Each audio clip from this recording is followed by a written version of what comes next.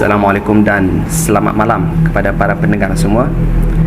Jadi malam ni Pak Do akan mengetengahkan beberapa kisah seram yang Pak Do terima daripada follower-follower tim seram. Nona, nona, zaman sekarang tak boleh sedot, tak boleh dilarang. Dan Pak Do akan teruskan kisah pada yang pertama, iaitu daripada seseorang yang ingin namanya dikenali sebagai Dayah.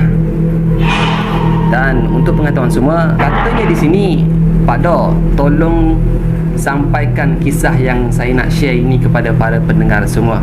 Yalah, nak kata seram bagi Dayah, kisah ini amat menyeramkan bagi Dayah katanya. Assalamualaikum para pendengar tim seram. Waalaikumsalam warahmatullahi.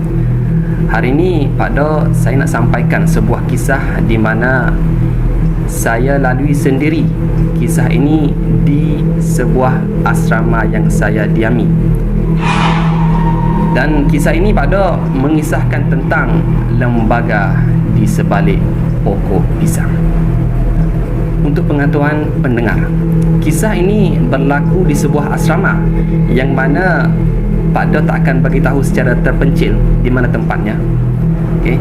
Dan asrama ini adalah asrama yang didiami oleh Dayah sendiri katanya.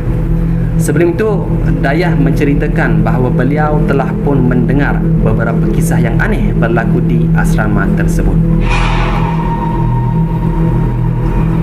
Para pendengar, sudah menjadi rutin harian kami jika sebelum tidur, saya dan adik angkat saya yang bernama Mona, bukan nama sebenar, akan ke tandas untuk mencuci muka katanya.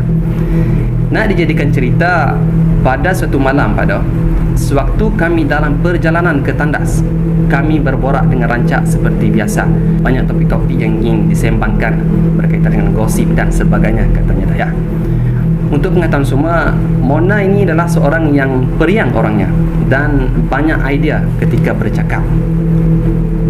Para pendengar, semasa dalam perjalanan ke tandas, sedang mereka rancak berbual, tiba-tiba katanya Dayah, saya berasa hairan dengan sikap Mona. Yang mana Pak Do, dia yang sedang rancak berbual, tiba-tiba Pak Do, dia terdiam tanpa sepatah kata.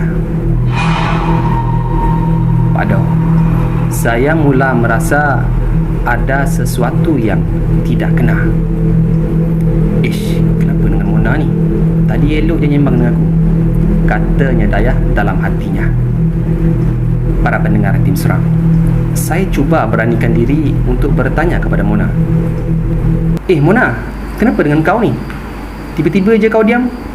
Aku ada salah cakap Tanya Dayah kepada Mona kerana risaulah kod-kod kata-katanya telah mengguris hati Mona. Pak Do, alangkah terperanjatnya saya Pak Do apabila mendengar jawapan yang keluar daripada mulut Mona. Dayah, kau tak perasan ke tadi? Aku nampak macam ada sesuatu lah kat pokok pisang sana. Perasaan kau je tu Mona.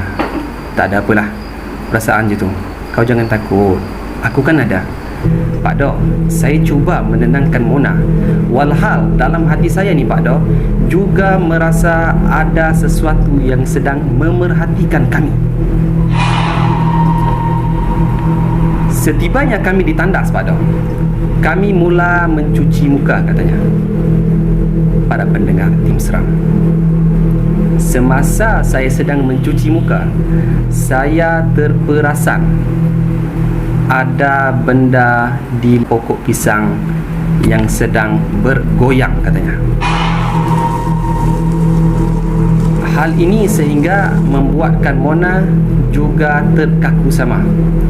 Saya dan Mona terdiam dan kami berdua mula perhatikan ke arah sana. Sedang kami memerhati, kami melihat dengan mata kami sendiri ada sosok Pontianak di sebalik pokok pisang. Sangat jelas Pak Do. Wah, agak seram ya. Diteruskan lagi, Tanpa berfikir panjang, Pak Do, kami membuka langkah 1000 berlari menuju ke dom.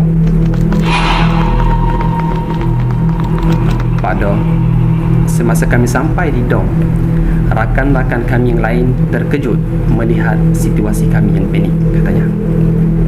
Salah seorang daripada mereka bertanya, "Weh, kenapa korang berdua ni? Mona, Dayah, kenapa?" Pak Do, sambil tercungap-cungap, saya menjawab, Kami nampak Pontianak." Mereka semua, apabila terdengar jawapan daripada saya, mereka terdiam dan terkejut. Yalah, maklumlah, tandas itu memang glamour dengan kisah-kisah yang pelik dan aneh, lagi-lagi kalau berkaitan dengan pokok pisang itu. Sejak dari kejadian itu, Pak Do, majoriti di antara kami tidak lagi berani untuk menggunakan tandas tersebut sewaktu malam, katanya. Tapi Pak Do, saya ini jangan katakan malam, siang hari pun belum tentu saya berani guna tandas tersebut. Sambungnya lagi, saya lagi rela menggunakan tandas yang berada di blok lain walaupun ia agak jauh daripada dom saya. Jadi Pak Do, sekian perkongsian daripada saya. Terima kasih kepada Pak Do dan tim Seram, dan selamat malam.